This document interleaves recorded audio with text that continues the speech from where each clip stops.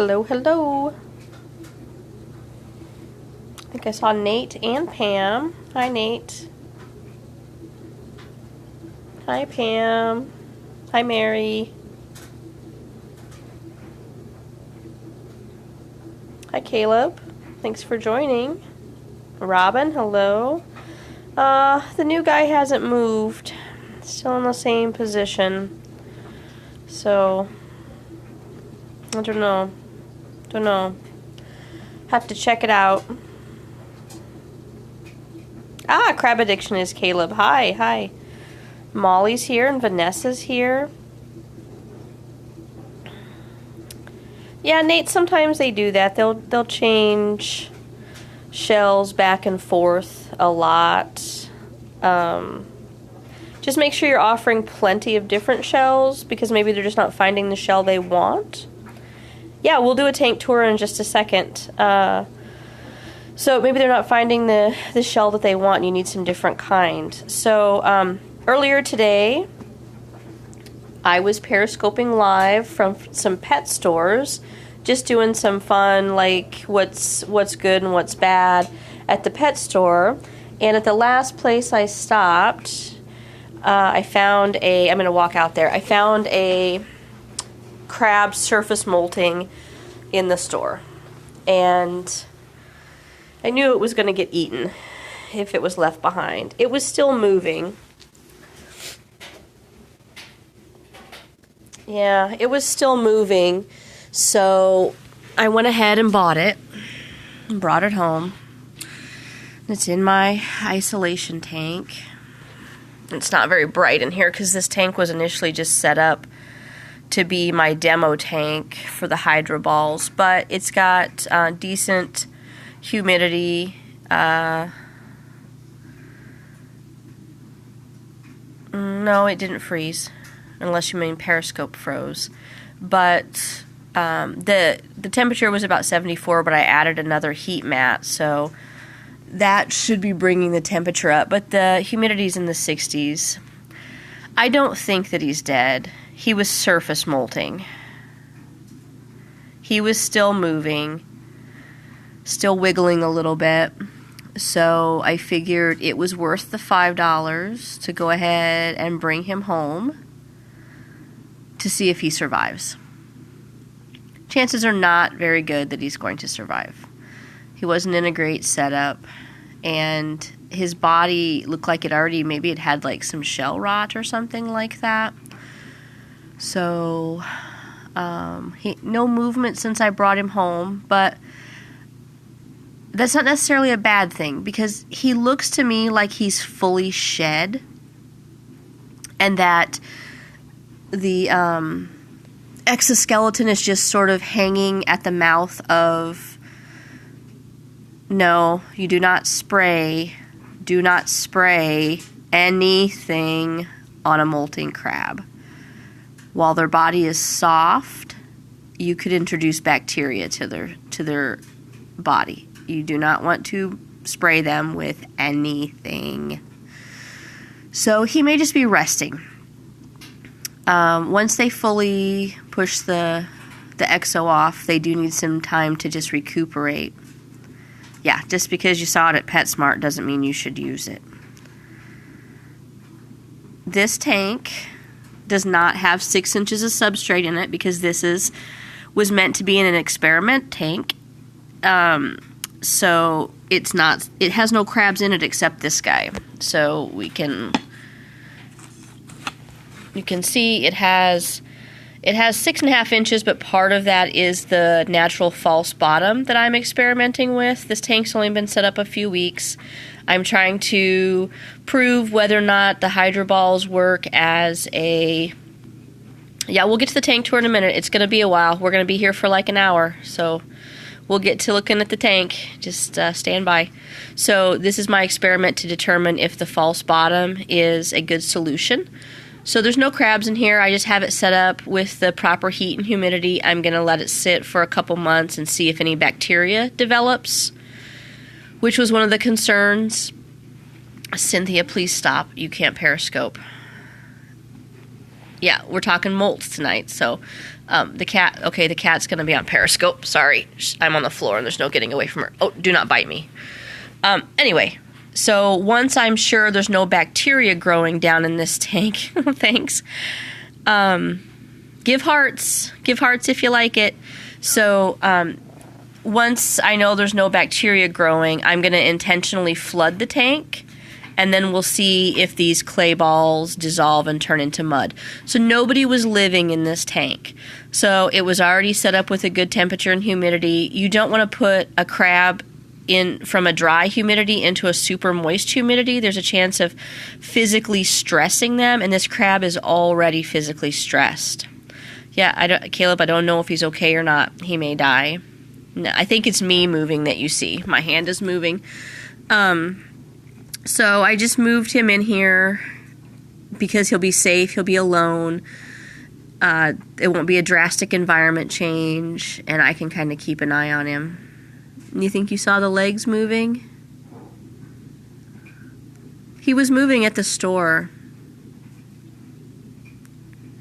Yeah, so I didn't read anything about these turning into mush, but other people had told me that was their concern, that they would just start to melt and become a big glob. So we're gonna find out in a few months. We're gonna flood the tank and we'll see what happens. So yeah, there's the little guy. Not much progress, no change. All right. Hi, Marnell. If he survives, I think we'll name him Perry. Or her Perry. We'll see. Okay, I gotta get back up off the floor now. Stand by. And since Caleb is very antsy for a tank tour, I guess we'll do both. And then we'll talk about molting. The only thing about doing an early periscope is it's too early for the crabs to be out too much. You didn't get the notification. Uh-oh. All right, so Caleb, this is my 150-gallon tank. Ginger's up. I saw the picture. Yeah, it's a big tank. I've got a filtered saltwater pool down there. It's hard to see because there's water all over the glass, but that's the waterfall, and it's filtered. Charcoal filters in there. So that's the saltwater pool. Lots of stuff for them to get in and out. Yep, it's on the ground. This tank is extremely heavy. It's 6 feet long, so it's extremely heavy. And if it were on a stand, I wouldn't be able to get down inside of it. Those are, that's a turtle dock with small shells in it. And I've got some hanging cocoa huts here.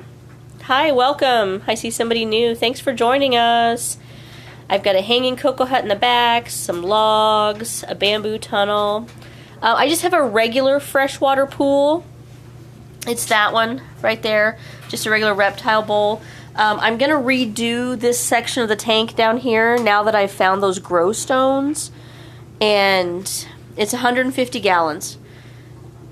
And when I take all of those rocks out right there, I'm going to put in the grow stone, and I think I'm going to put the freshwater pool in there.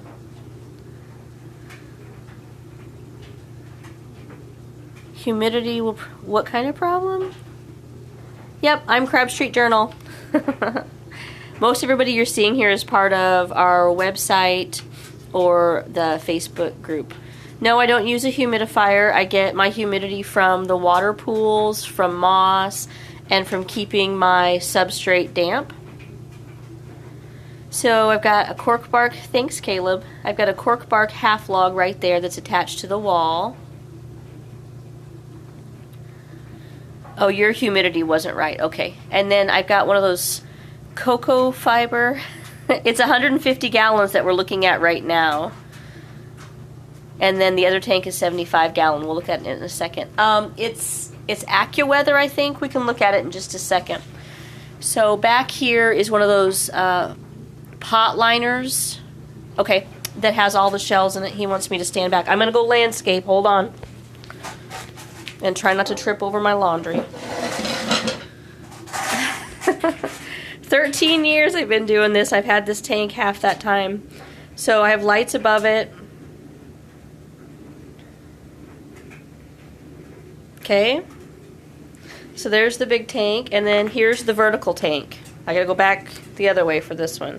This is a 75-gallon vertical tank that I'm doing as an experiment. Thanks, Caleb. Nate, that's great that you got a heating pad. So there's only 2 endos in this tank right now. And like I said, this is just an experiment to see how this works for having your tank upright instead of on the floor. We can look in here. It's hard for me to read the comments while I'm doing stuff, but thank you guys so much. Let me open up the door. So, a couple days after I put the endos in here, yeah, I moved 2 of the endos over. The one of them was up here. That ladder is from Isopod Connection, and I have another one I'm going to show you. I'm not sure what you mean by how long. So then, the next day, he was hiding underneath the ledge, and then this morning I came looking for him. The other one dug under again for some reason. But now, he's back here. He pushed the moss forward, and he's hiding out in the bamboo tunnel. I'm going to drop my phone in the water, just watch. Can you see him? He's like so far back in there. Anyway, he's definitely enjoying his vertical space. Yeah, that was the endo. You just can't see him very well because it's dark. The other one buried under. He's been digging back there. Yep, I have Ecuadorians. I have purple pinchers. I have violas. I have rugosus. I have cavipes. I have endos. Lots of species. Yep. So, this is the wood ladder from Stacy Spangler, and I just have that. Yeah, I have all of them. Not all of them are up. That's the problem. We're doing this early, and there's hardly any crabs above ground or out and about. Yeah, I have netting hanging there. I'm going to get some vines as soon as I can find them, and so then all of the vertical space will be climbable. That came from Stacy Spangler also with the little hut and the ladder there. But she sent me another bridge today that's made out of bamboo. This is really cool, and it's also lighter than the other one. No, they don't get tangled. So she'll start selling these, but this will be lighter and it won't be as much weight on the command hooks, right? So really cool little bamboo bridge from Isopod Connection.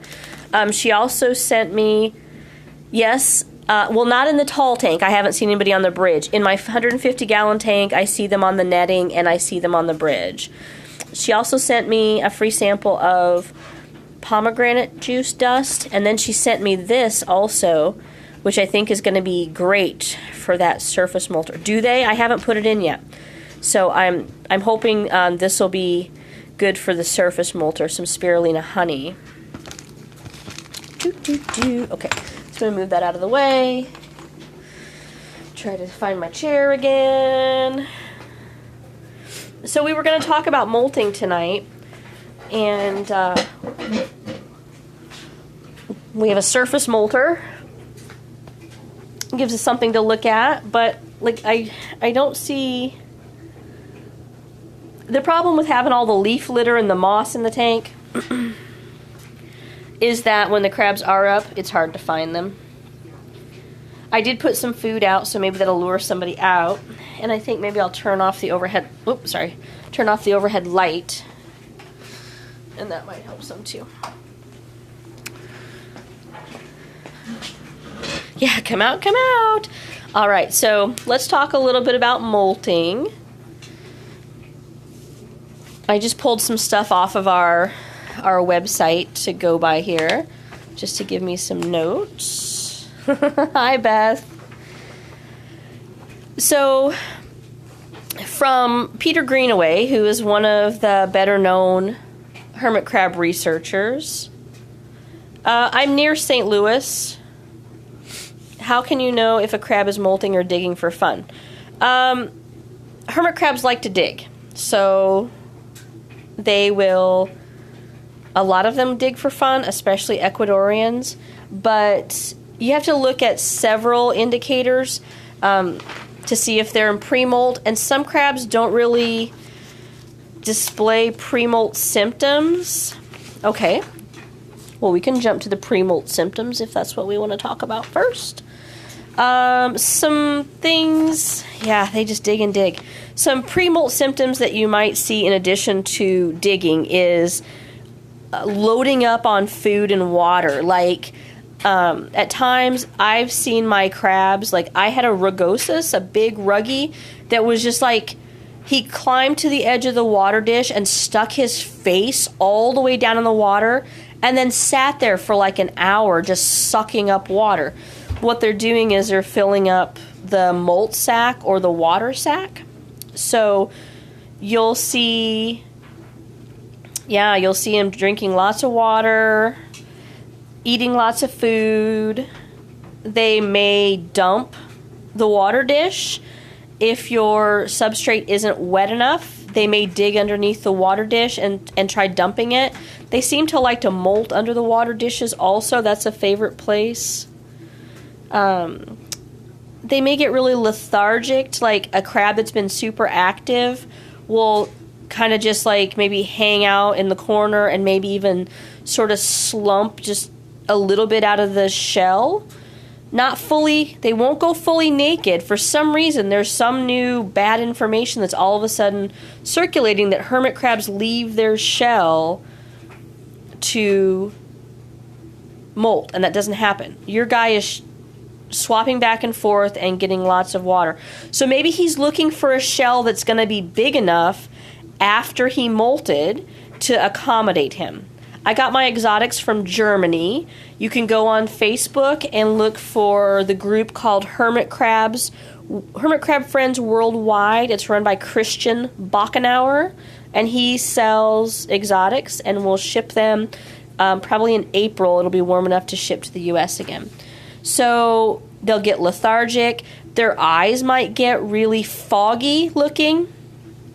That's where mine came from, and I know several other people that have ordered from him. Shipping's very expensive. It's not cheap, so be prepared to pay, at least $100 for a few crabs. Yeah, it's super expensive because they have to come express shipping. So after their eyes become overcast, their body might get ashy looking, like they're really dry. And then if they're going to surface molt, which is not great, their eyes may start to droop, almost like they're dead. And then typically they dig down from there. If I knew where... Oh, well, he must have heard you. He must have heard you, because there's an E right there. I just don't know if I can get down there without scaring him and if it's too dark for you to see him. This guy's out quite a bit.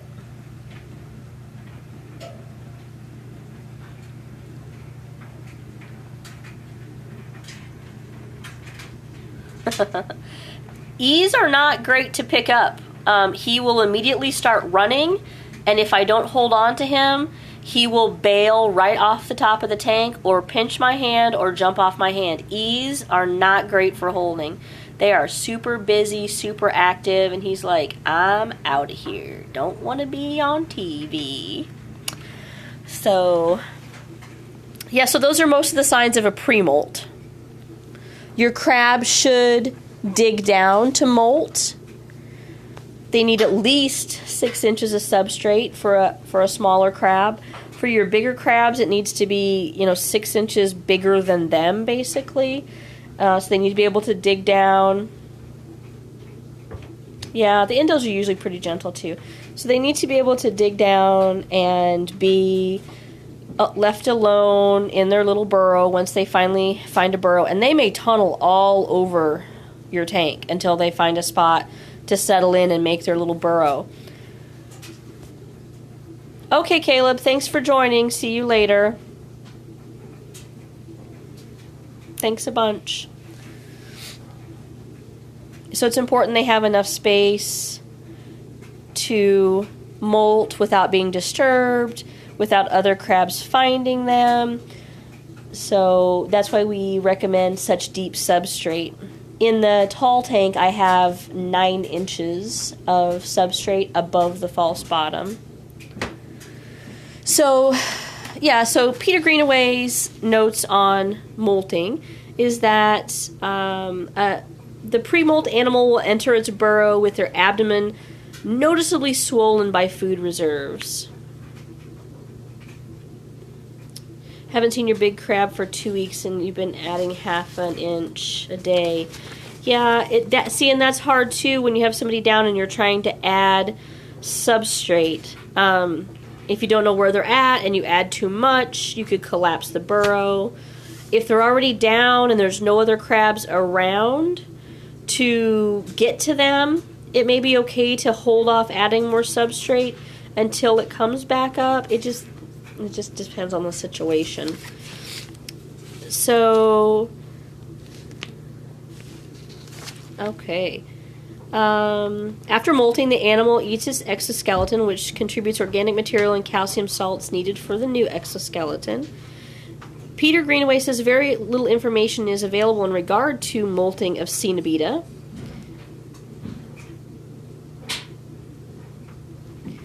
And Cenobita clypetus, which is the purple pincher or the Caribbean crab that most of us have, is reported to hide during the process, most of which occurs in the shell. There is a noticeable reduction in activity several days prior to the molt, and once the exoskeleton has been pushed to just in front of the mouth of the shell, they will also have some period of inactivity. So I'm hoping that's where the surface molter is now. Let me find my spot again. During calcification, the new soft skeleton of the pinchers and the walking legs is molded to fit the shape of the shell. If the animal increases markedly in size, it might not fit into the shell and may have to change shells once it comes up. Sometimes they'll pick a bigger shell before going down, like they know that it's not going to fit anymore. But they have to have a proper fitting shell to avoid water loss and predators. There's no information available on calcium balance or storage through the molt or on growth increments of Cenobita. And then it says, Peter Greenaway says that the purple pinchers, the Cenobita clypetus, can get up to 500 grams if large enough shells are available. If you don't know, 500 grams is the equivalent of 1.1 pounds. So that's a pretty big hermit crab. And I believe the Caribbean crabs are the biggest species next to like a coconut crab. I'm still trying to find body mass sizes for, yeah, that's a big crab. Body mass sizes for all the species. Yes, a Caribbean crab could get to 1.1 pounds if they have big enough shells. They live a long, long time. So we have an article that was written by Lisa on our site back in 2003, and she kind of simplifies the molt cycle. And the molt process is a central and almost continuous part of the crab's life. They spend 90% of its time getting ready to molt, molting, or recovering from a molt. There's lots of dangers to molting, including predation, difficulty in movement as muscles have no rigid points of attachment, desiccation, and then the risk of an unsuccessful attempt to exit the exoskeleton, which means they could not fully shed their exoskeleton. 80 to 90% of arthropod deaths are related to molting. So I've talked to people before, exoskeleton. I've talked to people before about the importance of having sand. Yeah, and getting their shells stolen during a surface molt is a bad deal. The importance of having sand and not all eco-earth. I tried all eco-earth for a while in this tank because it's a lot of work to get all this sand in here and to carry it up and down the stairs. But during the time that I was using straight eco-earth, my Ecuadorians, started having molt issues. They either were surface molting or they were coming up deformed or missing limbs, or they were dying because they could not fully shed their exoskeleton. And some other people were experiencing the same issues. So, yeah, I posted some of the pictures on Google Plus for sure of my E's that came up with their legs. Yep, on Google Plus, they came up with their legs twisted, bent, or with like little black marks on them. And once I switched back to a sand and eco-earth mixture, that stopped happening. So it is important that they have sand. Sand is their natural habitat, so it's important that we keep that as close to natural as possible. So the 4 phases of molt. Did I find out what the black spots were? No. For a while, we thought they could be shell rot or like a bacterial infection. So, yeah, and straight sand can work also. I know Beth has really good luck with straight sand also. For my tank, having straight sand, the eco-earth helps hold moisture and helps aerate the substrate so that you don't get bacteria in the sand. So I have it in mine, and I also use overhead lights, and the overhead lights tend to dry out your substrate a little bit more. The eco-earth can help with that. Having moss and leaf litter like I do can help hold your humidity in and keep the substrate from drying out. Did you guys see the little purple pincher appear on camera? Can anybody spot him? I won't move until somebody tells me they see him.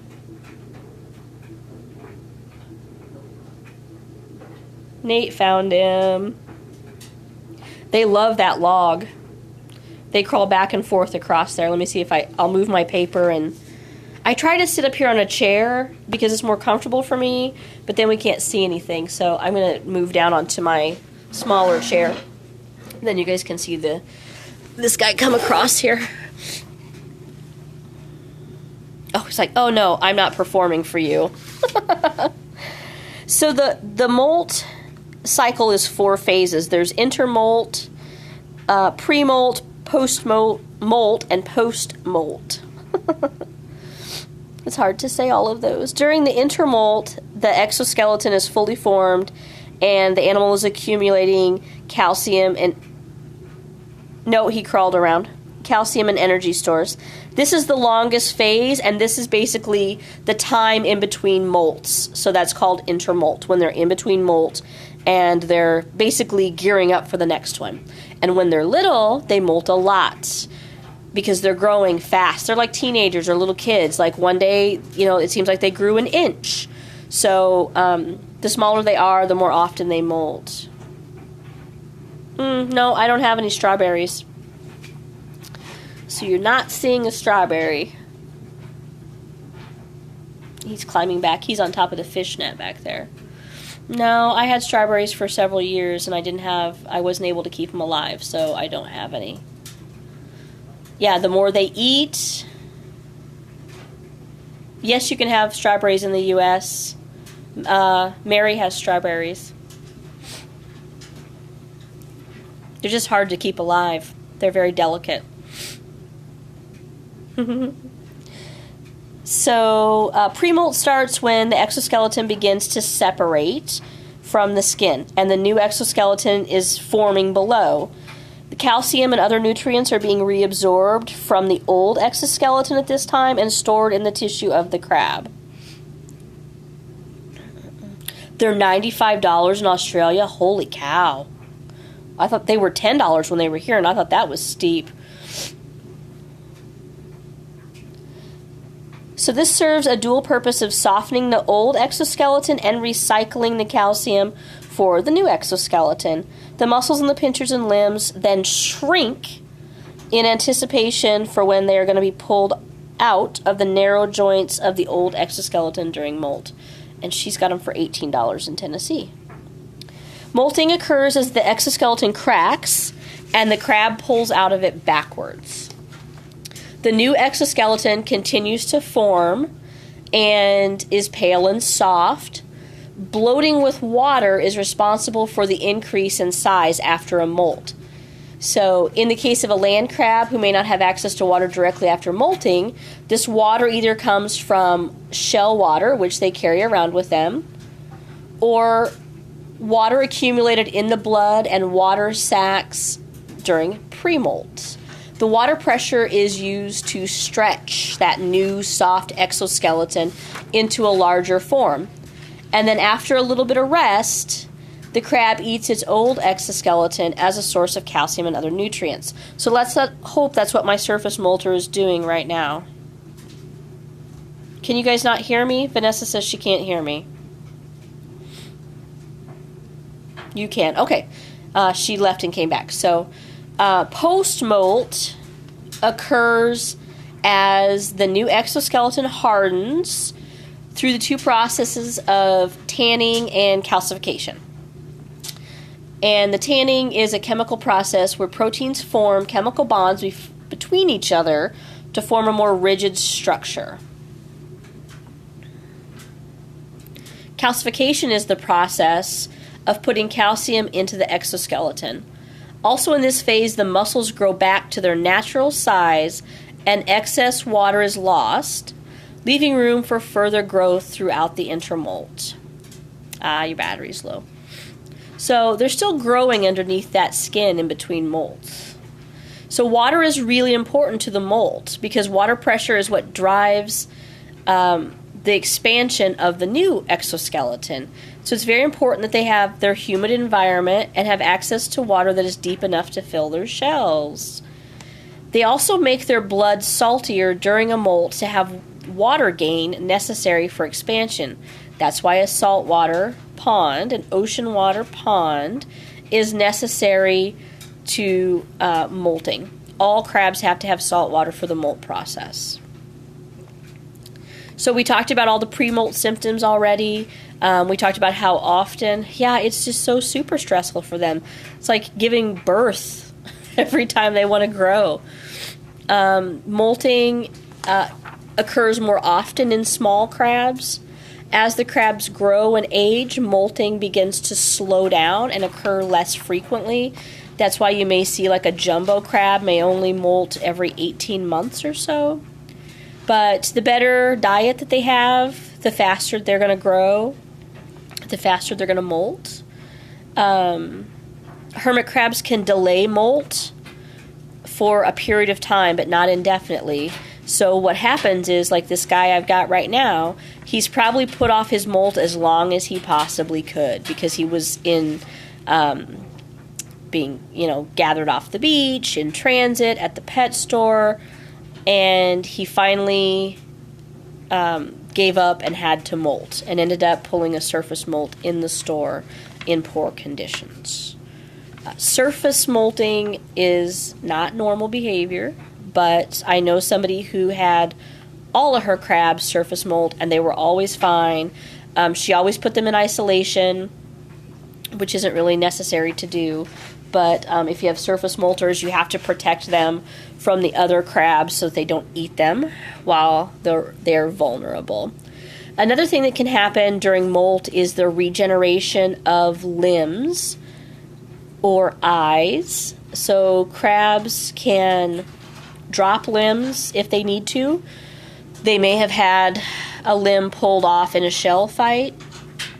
I have read something about an instance where a large crab was being attacked by an otter, and the researcher dropping their limbs, they dropped their legs. So the researcher was watching as this otter was harassing this crab, and the crab pinched onto the otter and then purposely dropped the claw so that it dropped the claw with it pinched onto the otter and it was able to escape.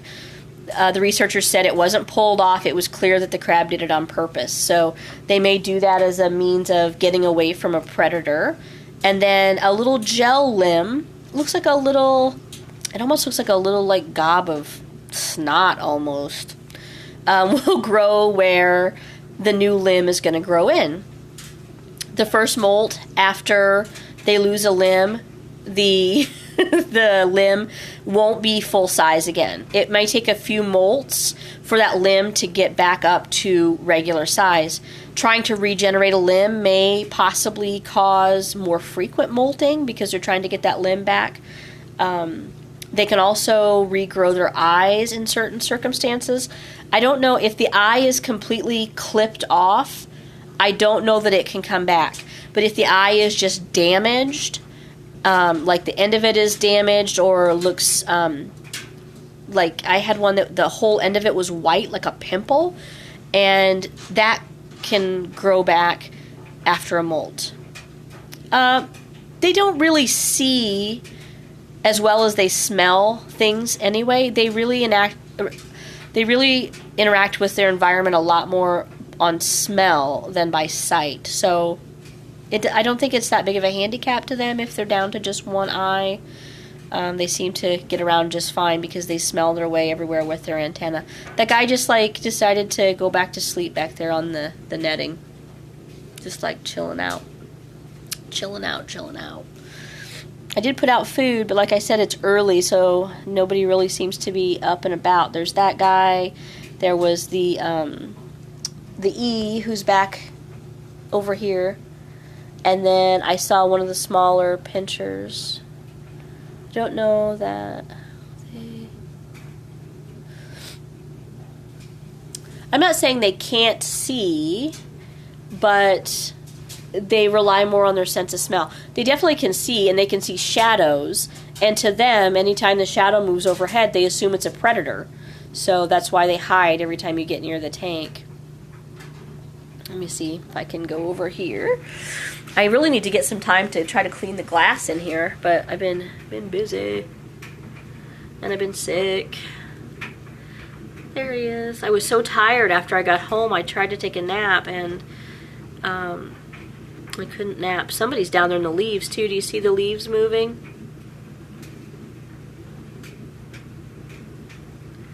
Who is that?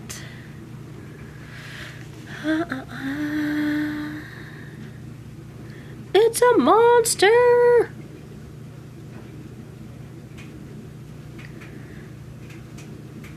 It's another one of the Caribbeans.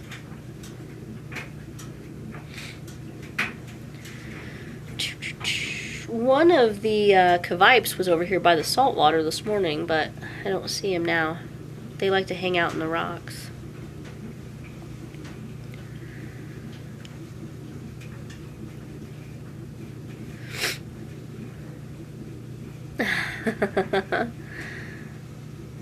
This guy's out and about a lot too.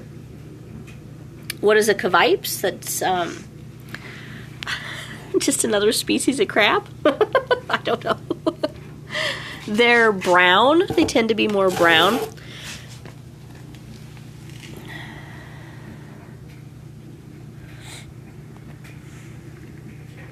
So this purple pincher is out quite a bit also. I know that particular shell. Yeah. That guy is not super friendly unless he's had a change of attitude since Molt.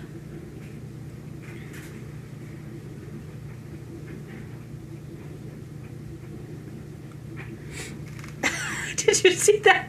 He just poked him in the head. He just reached over and poked that E right in the head with his foot.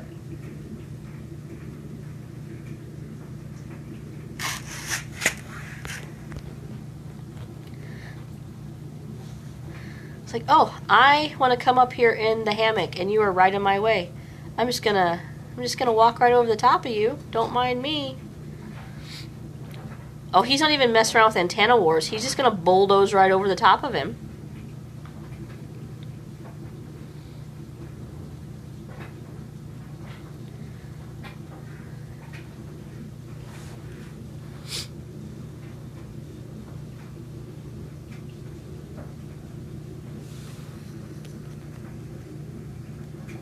The glass is too dirty right there.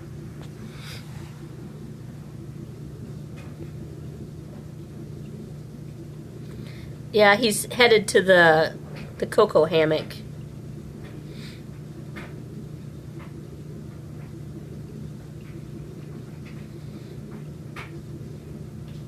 I'm surprised the E isn't chirping.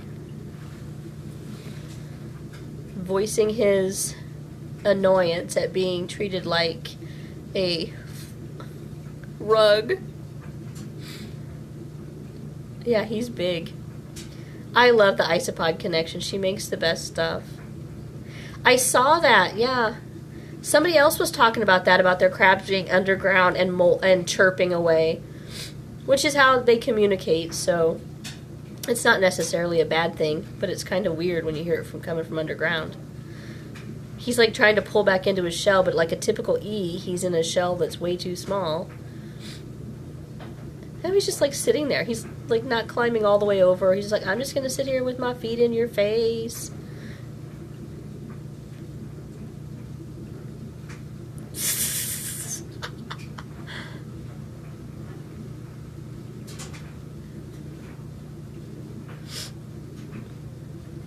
They are super cute. And they're super busy and active. See how he's like dropping his eyes down? He's like trying to pretend like he's back in his shell.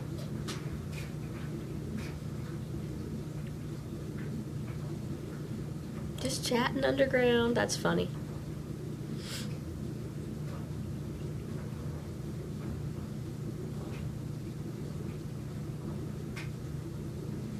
Maybe if I move back, he'll finish climbing all the way over and leave that poor E alone.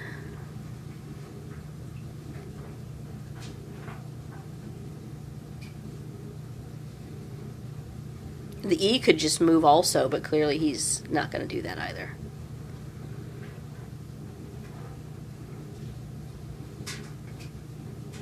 Oh, he's given up. I'm going to back off a little bit. Nope, nope, we're going to go again.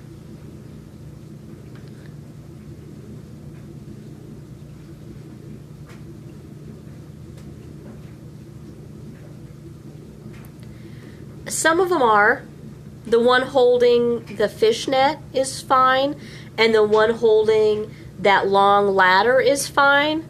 But the other ones, I've put up the 2 or 3 different sets, and they won't stay up. Yeah, the antennas are going wild.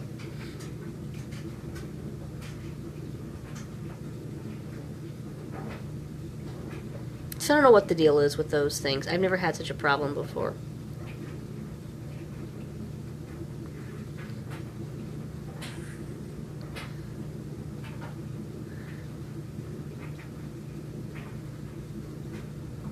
No, I think the E is going to go get in the...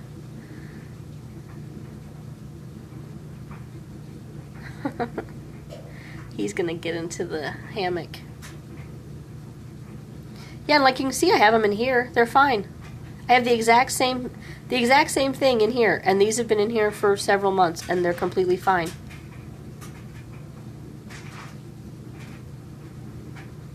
I've got one of the strips right there holding that log up, completely fine. I don't know why. If I just got like a bad batch of them. Well, how do they get to the moss pit? So they either climb up the cork bark wall. So this right here is over the E. This is a big panel of cork bark that I use as a dividing wall between my rocks, my big chunky rocks and my saltwater pool. So the substrate over here is higher up, so he just came up out of the substrate over the wall, and they can get in there. They can also climb up that bamboo tunnel that's wrapped in burlap and get into there. Are you leaving, Vanessa, or are you saying bye to someone else? They can also climb that big cork bark tunnel and reach over there. So they get up there quite a bit. I've hidden mealworms in there for them before, and they'll get up there and eat those.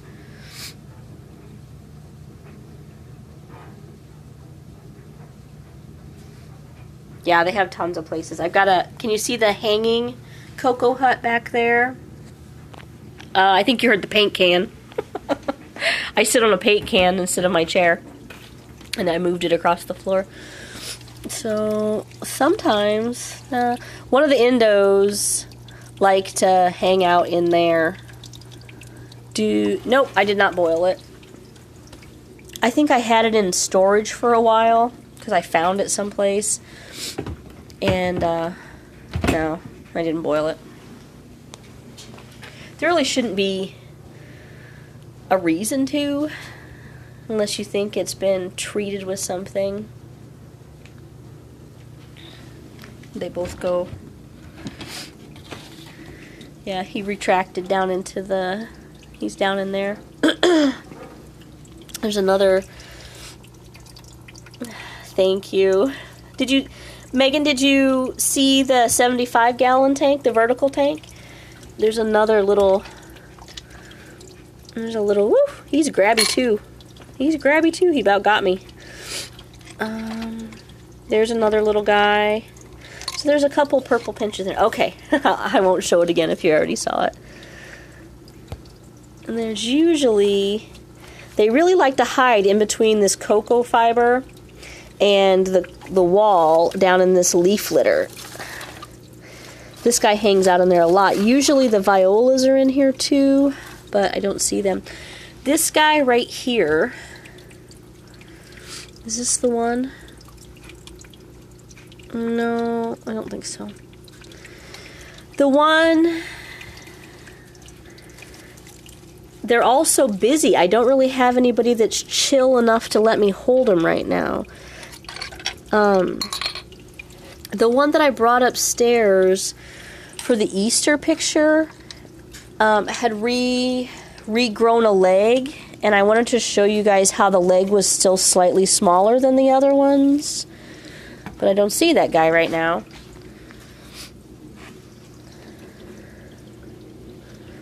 I'm just looking around. Sorry. Looking around. I don't know where the E went. He must have bailed on me. And they really like these bamboo tunnels. They climb up and down the insides of them. I thought maybe... There we go.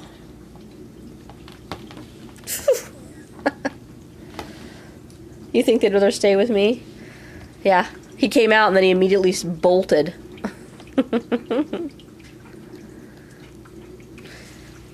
He's more of a dark red color than a purple.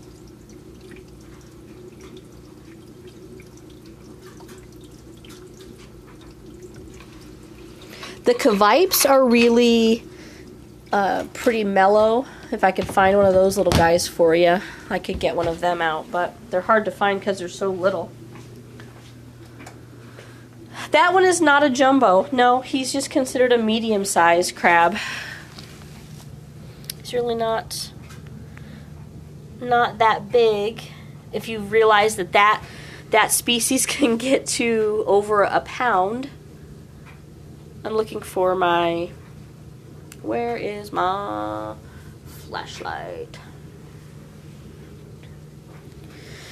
That species of crab... No, I don't have any jumbos. That purple pincher right there is the biggest size that I have. My endos are about that size too, so they're mediums. But the purple pinchers can get up to 500 grams, which is a little over a pound. So, pretty big crab. Somebody else is moving in there, but I don't know if it's one of the little guys. The shells were moving.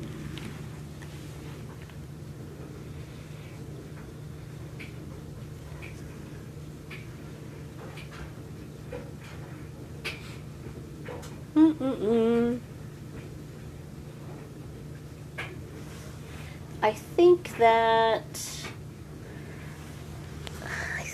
one of the Cavipes is right down there. I think that's what that white spot is in the moss right there. I think it's a shell. There's the other one. Do you see that? Hang on. Hang on. I'm going to lay the phone down for a second. I'll just put it right there. Okay. I'm not going to be looking at the screen, so don't type any messages just yet.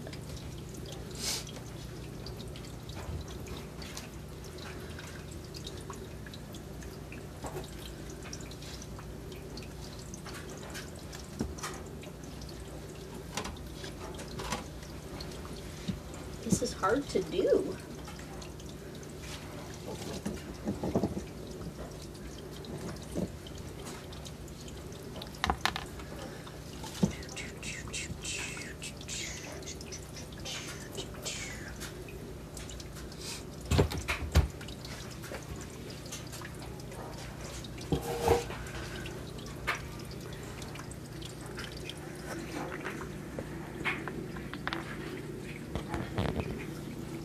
Let me put this lid back on.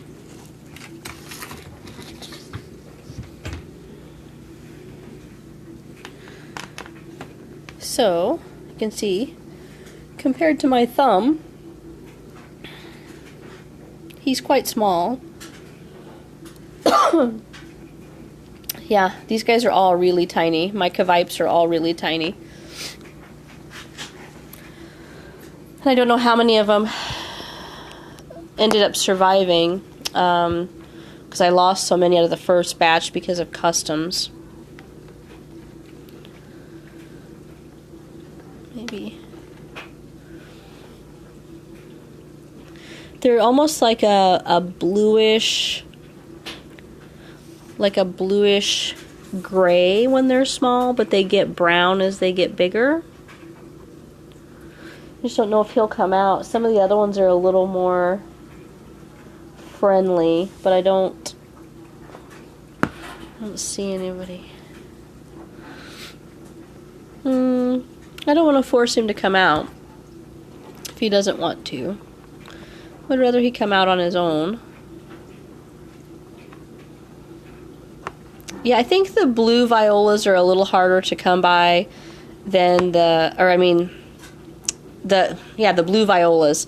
The Cavipes will get brown. The violas can either be bluish purple or orange. Mine are orange.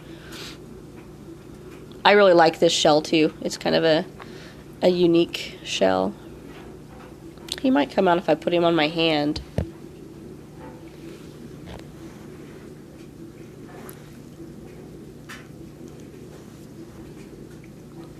He's quite a ways back in there.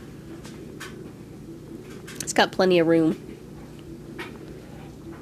There he comes. There he comes. Hi, baby.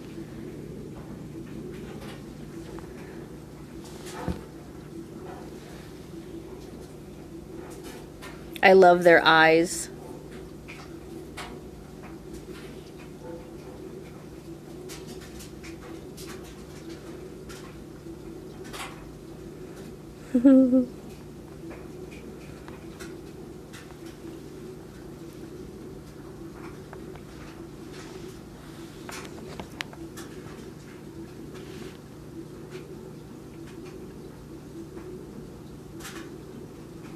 The E's are even faster than these guys, and they run backwards. I know it's hard to see, the light isn't great in here. I don't know if it's better out in the other room. We could go look. I'll put him on my sweatshirt and take him out there.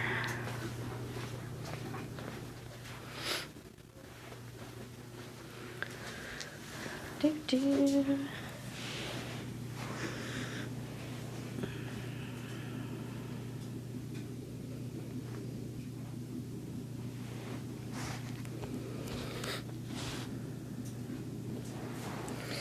Yeah, you wouldn't be able to see the Ecuadorian. Like, he would literally just run away. I could try, but... No, this is the Cavipes.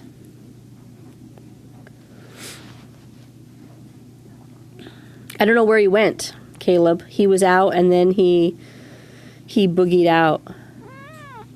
Oh, hi. The cat's back. The Ecuadorian that was out earlier, he took off. I don't know where he went to. He's hiding again. She's such a busybody. She's such a busybody. Kitty face. And she loves the crabs. She's like, oh, what is this? She sits by the tank and watches them all the time.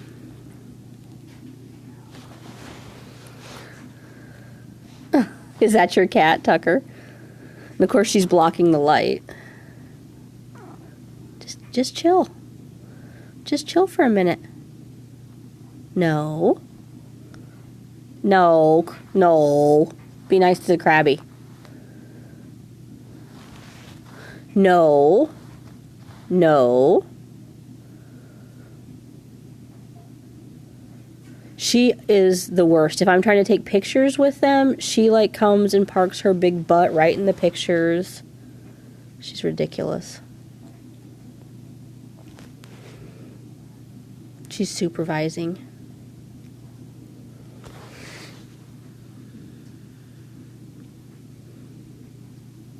Stop, stop. No, no, no, no, no. We're not going to harass the poor crabby.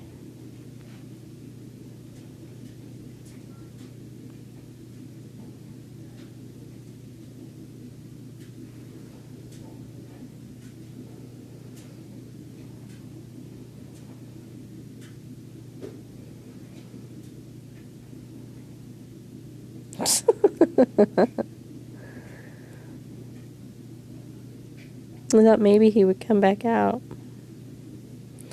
She doesn't even like seafood. Part of her problem. I don't know if he's going to come back out now. May have scared him.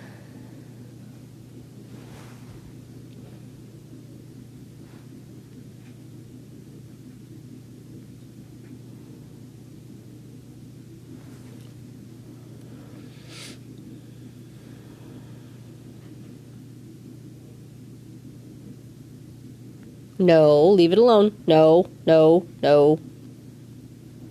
No. It's mommy's. It's mommy's. Stop.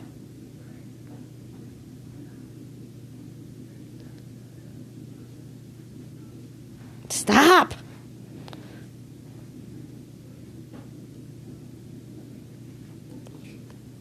No. Stop.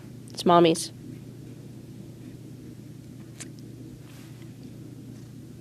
Do you think she cares? Is that your crabby? Do you think that's your crabby?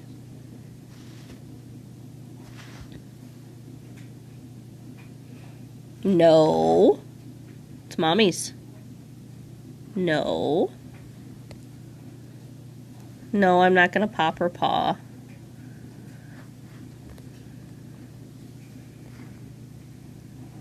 Wouldn't do any good anyway. She'd just bite me. No, it's not a rugosus. It's a cavipes.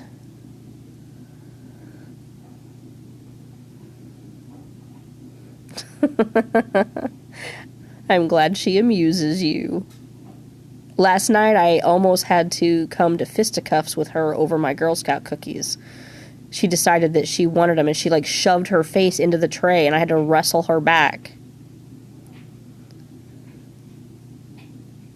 And she also has dried food on her nose that's been there for like a week, and she won't let me clean it off. Look. Do you see it? A Catascope. She would love to be on Periscope all by herself. She thinks she's a diva.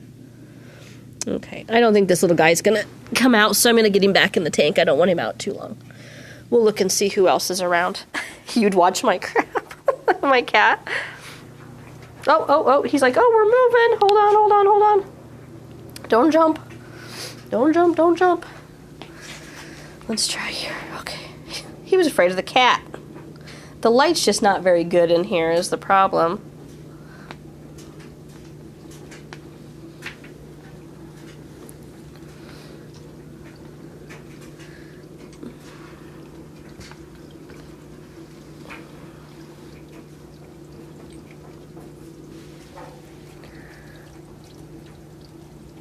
I just don't want to get pinched. He's not threatening too badly, though.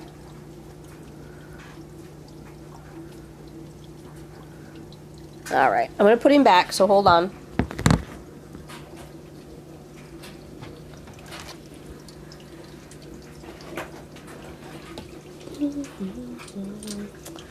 Let me see.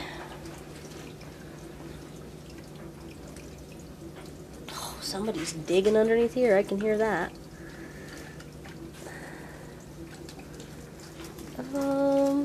Here's a rugosus.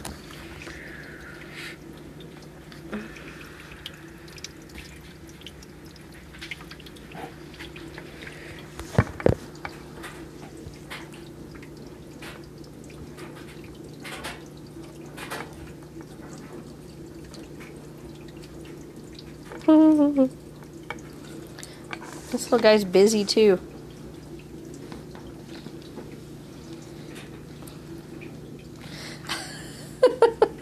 It's like, I'm just gonna run and run and run some more.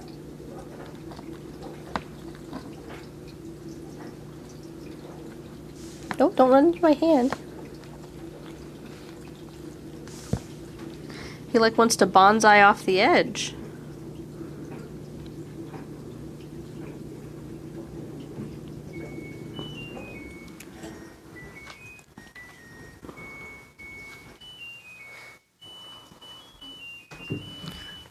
Let's try that.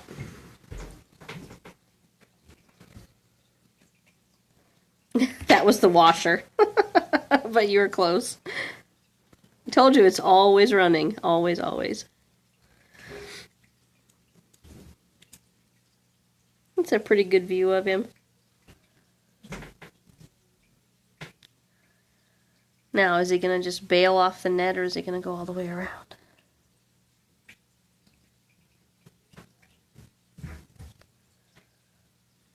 Oh, you have strawberries and Caribbeans. Where did you get your strawberries at, Caleb?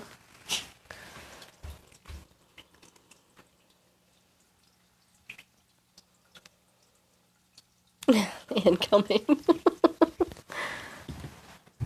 I'm looking for... Yeah, not too many places carry the strawberries anymore, so you're lucky to have them locally.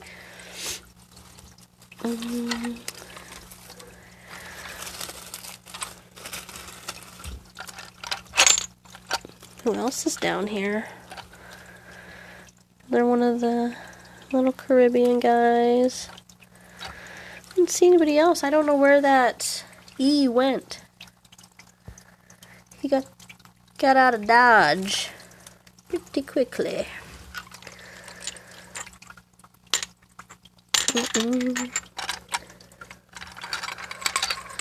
If this is the one I think it is, this one is like super... This guy is super duper pinchy.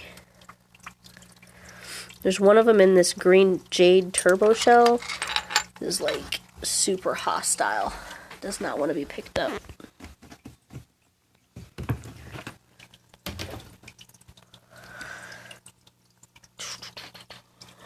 I got pinched early on when I very first bought my hermit crabs, and it hasn't happened since.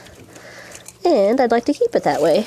Oh, I found the E is hiding in the turtle shell. What's left of the turtle shell. I think this is the E. Or is it... Oh! Well, now he's in the water. This might be the rugosus that's... Oh, yes, it hurts a lot. This might be the rugosus that's in the E shell. Yeah, well, I didn't do that on purpose. And I'm sure somebody out there will watch this Periscope and say what a terrible, god-awful person I am because I touched my crab and it fell in the salt water. But if this is the ruggy that I think it is, this is the one that I've seen hanging out in the salt water before. So, yep, I'm a terrible person. It's not going to die. It's climbing out on its own. Do you see? He's already out of the water. Yeah, right? Like they don't ever accidentally fall in the water on their own. See? He's coming up the mangrove. The live mangrove I have in there. I know it's dark. Let me see if I can find my flashlight. Hang on. Keep an eye on him.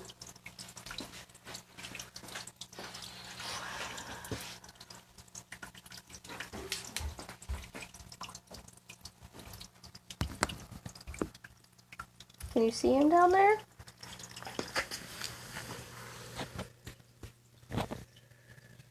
see him?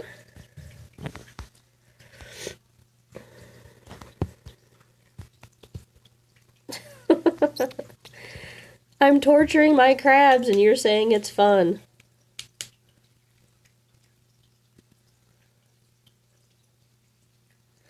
Yeah, that's just burlap that I bought at the craft store.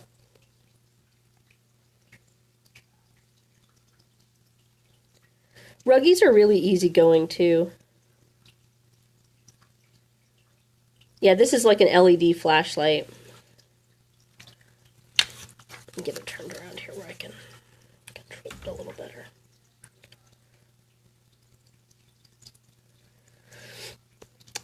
I bought the waterfall on Dr. Foster's and Smith website, and I think I got it on sale for $35, and they had free shipping. And I attached the burlap with silicone. So, he's out of the water, safe and sound. He climbed the mangrove. You're welcome.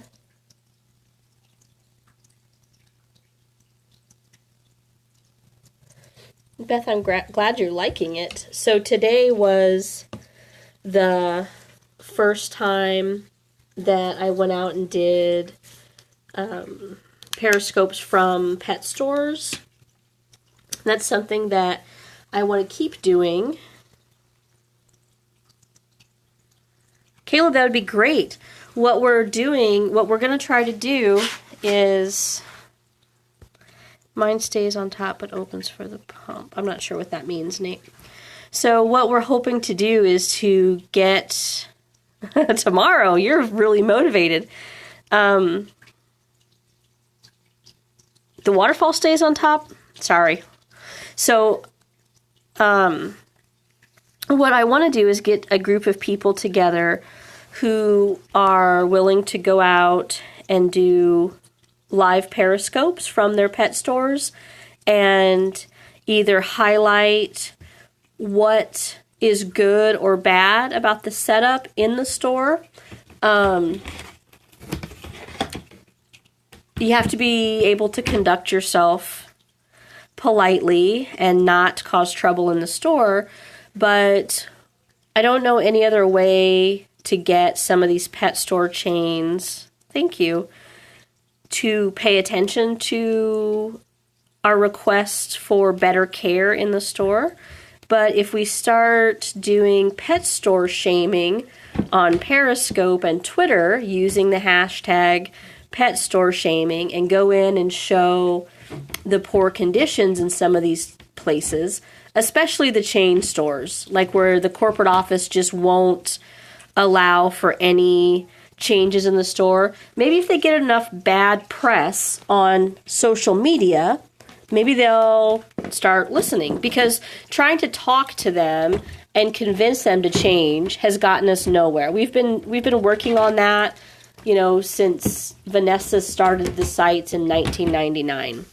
And Petco doesn't care, PetSmart doesn't care, So I'm trying to put together a group of people that are motivated to get out there and either Periscope or YouTube or whatever and help spread the word. I have a Facebook group that I created for this, but there's no members yet because I haven't put together any kind of plan or approach for how we should all do this. But at some point, I'll get that set up and I'll start sending out some invites for people who want to join and just be part of the Crabiscope team, basically.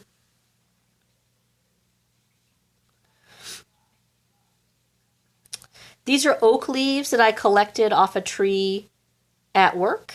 I also have a bunch of acorns from that tree. I have an enormous box full of these leaves. He kind of came out there.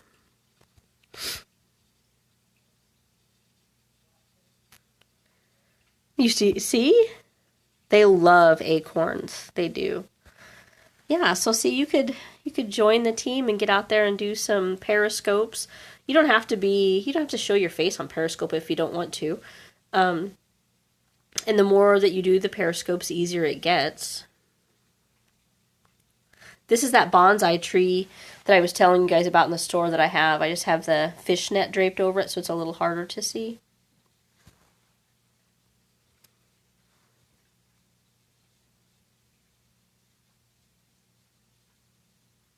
Yeah. I thought about trying to find that Indo again, but I don't know if I should drag him out. I feel bad. The one that's climbing there is a small purple pincher, a Caribbean. That's mostly what I have.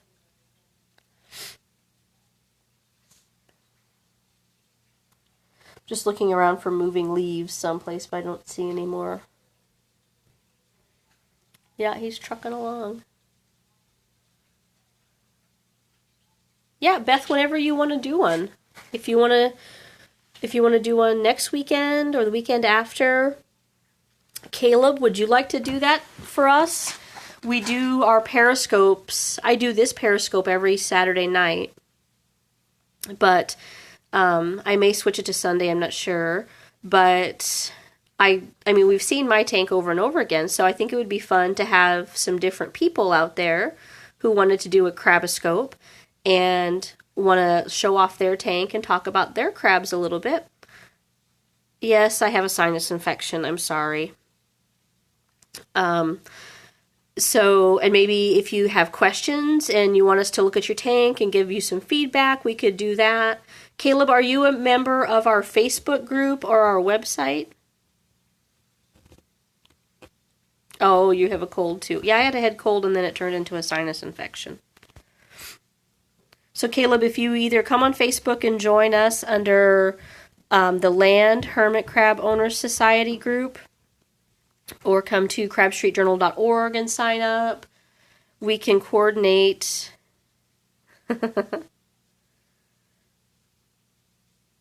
How do we travel for the pageant? Are you guys going to go to the pageant? Beth is going to go. Oh, he's really not doing anything right now. Yes, Google Plus also. Little Tech Crab is Pam, and Pam runs the Google Plus community for us. It's Lisa, right? Creative is Lisa. The surface molter is he's just kind of laying there right now. I'm hoping that means that he's just resting, that he's finished his shed, and that he's just resting. And that I'll see some more movement in a day or two. Yeah, that tank was 74 degrees when I put him in, and then I added another heat mat, so it should be moving up a little bit higher. So yeah, he'll be warm enough. Beth goes to the pageant, and I just ran across a lady. She just joined CSJ, and she's living in that area, and she thought she might want to go also and talk to some of the stores on the boardwalk. He was from a pet store, and it's a pet store that I used to go to a long time ago. It's privately owned, and they used to let me leave the print magazine in there with them, and so today he did let me leave behind care sheets, and he said they had seen a big increase in people buying hermit crabs again. She's talking about the Miss Crustacean pageant that happens in Ocean City, New Jersey every August. Okay, Pam. And so they do this hermit crab pageant where they all, they make these like dioramas and put their crabs in them, and they do hermit crab races and all this other nonsense. And so Beth goes down there and she hands out care information and just tries to talk to the shops and get them to give better care and at least give out care information with the crabs. So she's our rep on that coast. She does a great job. Yeah, she's wonderful. So he's just kind of chilling right here. Just relaxing, hopefully.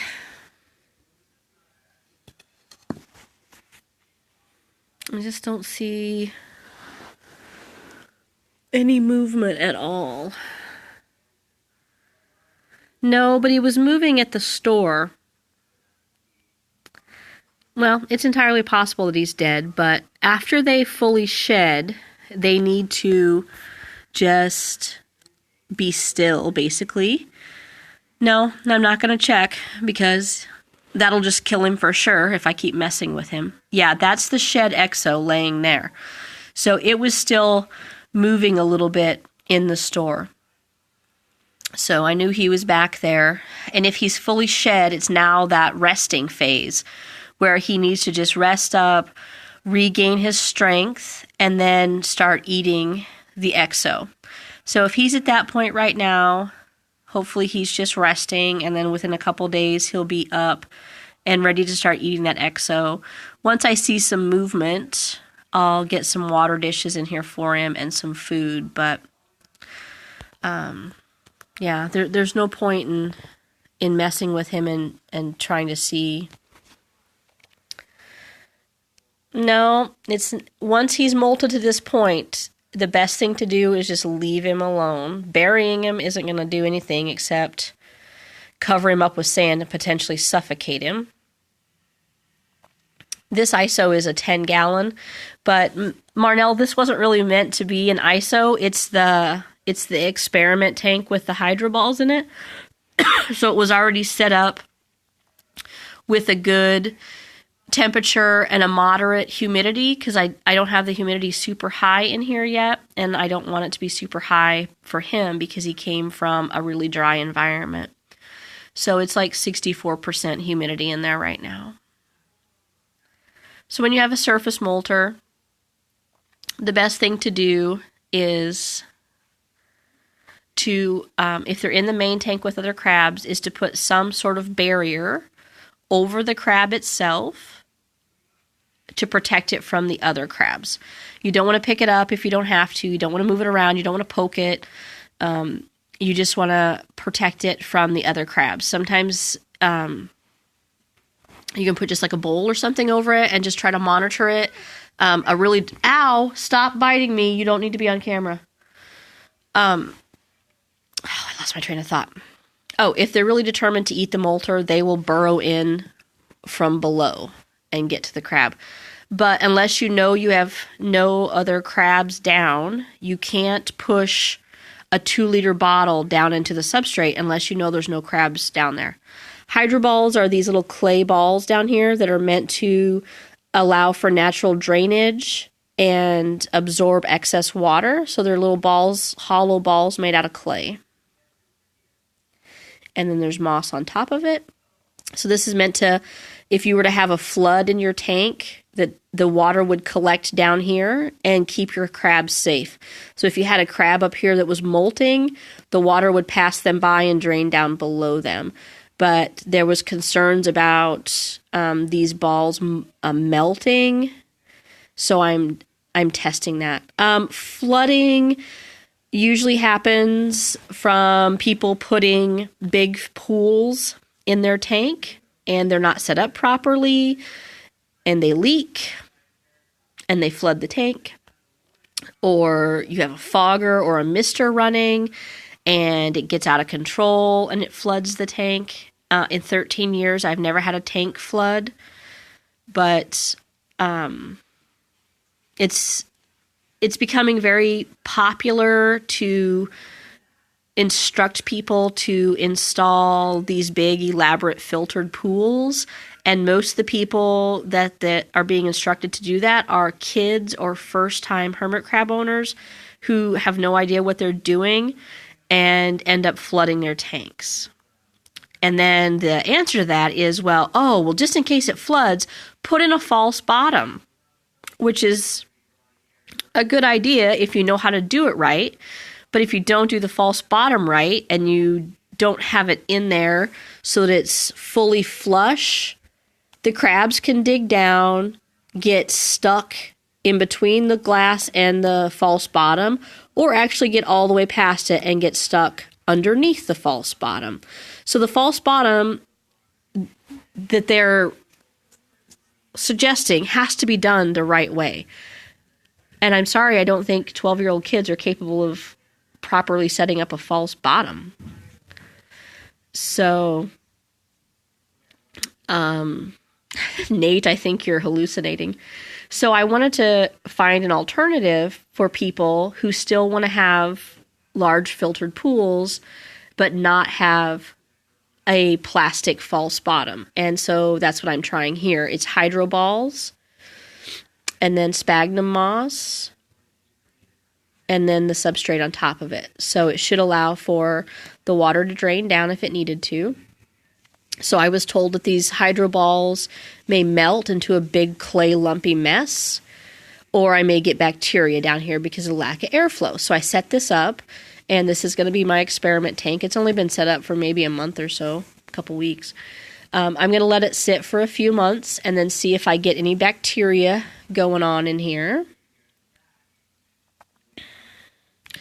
The moss is just to keep the sand from filling in around the hydro balls, so that the water can actually drain through if it needs to, and that to try to keep the crabs from digging down and burrowing down here, which I don't know why they would continue to try to burrow in the hydro balls. Somebody was a little concerned about that too, but it's just meant to be an extra drainage layer, plus the moss will absorb water. So if we go several months and we don't have any bacteria, then I'm going to flood, like simulate a flood in here, and see what happens to the hydro balls and see if we get bacteria. And if we don't, then this would be a safe alternative. In my 75-gallon tank, I'm using, it would be a mess. So in the meantime, I found these things called grow stones that do the exact same thing as the hydro balls, except they're made out of like recycled glass, but they're almost like big chunks of aerated sand. They absorb water and aerate also, and I put those in my vertical tank. But I don't know, Lisa, did you see the vertical tank? And Marnell, I got this guy at a privately owned reptile shop today, and he was $5. So if he dies, it's $5 that I would have spent on coffee, so it's not that big of a deal. What I'm concerned about is, I don't know if you guys can see, there's black, like a black wound on the bottom part of the leg. Okay, everybody follow Caleb in case he periscopes tomorrow. And then there's a little bit more of it a little higher up here. Like he may have had some shell problems before. Bye, Caleb. Yeah, maybe. Maybe like a rot, I'm not sure. It's hard to say.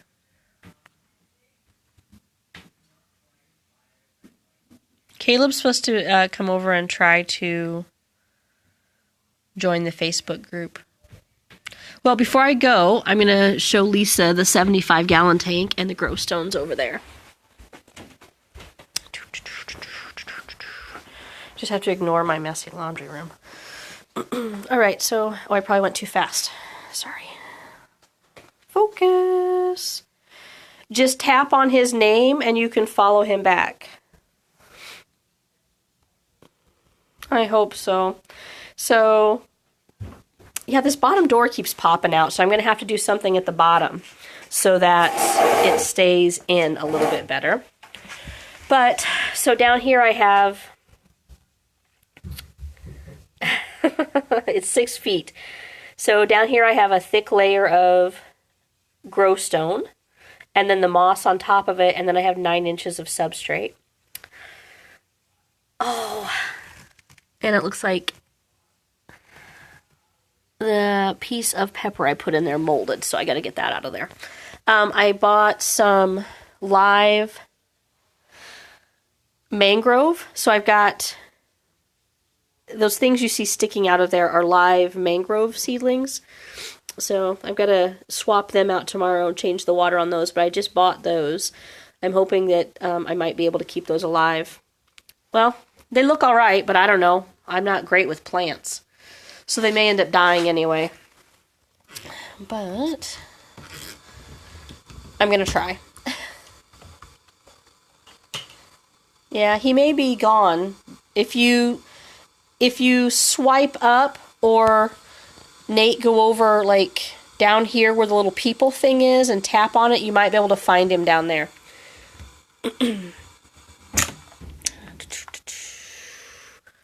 So, oh, there he is. There's Caleb. So that's the heat mat and the insulation over there, and I've got the netting and the cocoa hut with the ladder on it from Isopod Connection. Yeah, it's kind of, but I couldn't think of what else to do for a door. I bought some like weather stripping to go in there. I just haven't mounted it yet. So this will eventually have another one of those cocoa hammocks on it, and some vines for more climbing space there. My chia seeds, I think, dried out before they started to sprout back there. But I put chia seeds right back there. I was hoping to sprout them. That's a tree fern panel that's mounted into the background, which is a 3D background made out of foam. And all of these sticks are sunk into the foam so they can't move. But the crabs can climb on them. Ginger eats yours. Of course Ginger does. Ginger's a terror. I put those back there, but I don't think they're getting enough light. They wouldn't sprout anyway. So then I've just got a basket full of moss up here. I have a little wicker chair.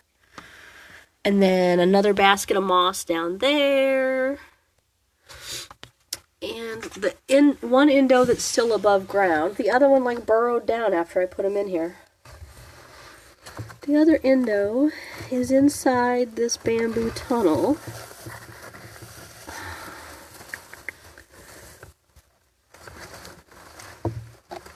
I don't know if you guys can see him back in there.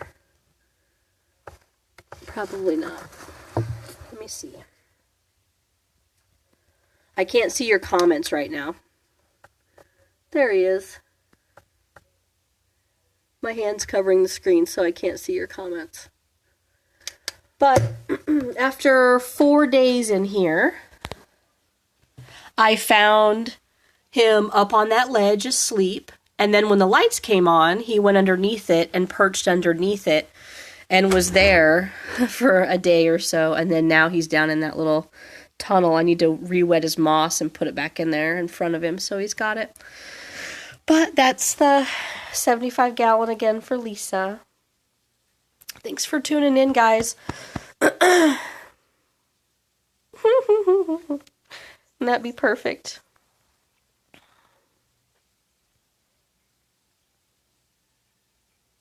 Yeah, it was expensive.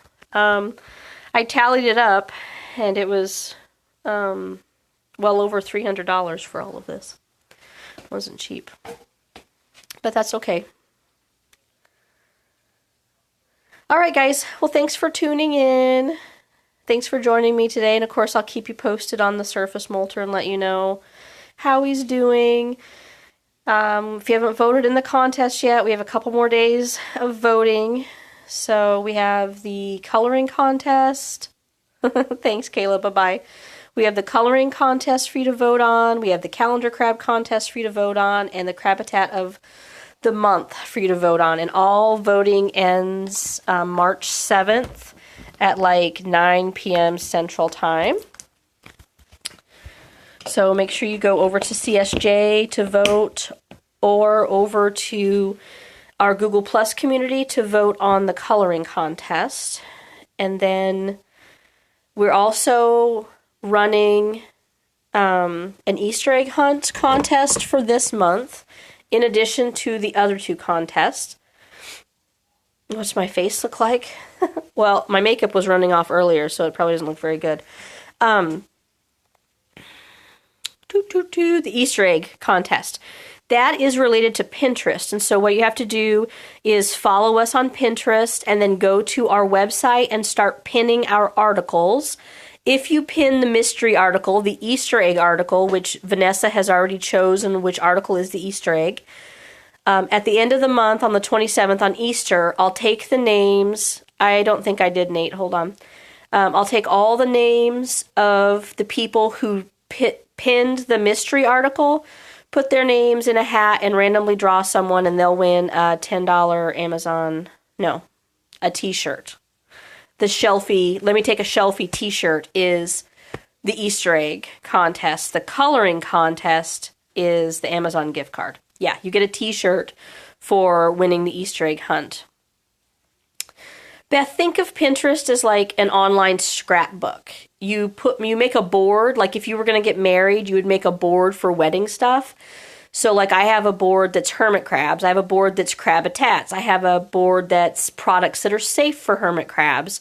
And then I go around and I pin those items. So if somebody wanted to come and look at all of my hermit crab pins, they could either look at the Crabitat board and see all the nice Crabitats I saved, or all the safe products I saved, or all the pictures of hermit crabs. Yeah, it's like a bulletin board or a scrap board like you would have on your wall, and you stick things that you like on it. So we want to get some more traffic over on our Pinterest. Yep, and they have to be from CSJ. You can't just repin my pins. You have to go to the website, read our articles, and pin them to your account. And if you pick the Easter egg article, after church on Saturday. Next weekend, we may be doing this on Sunday. I'm not sure yet. We'll have to see. Or maybe Beth will do it. If Beth wants to do one next Saturday, maybe. She may Periscope this weekend or next weekend. So, okay guys, I'm going to scope down. Talk to everybody later. Bye-bye.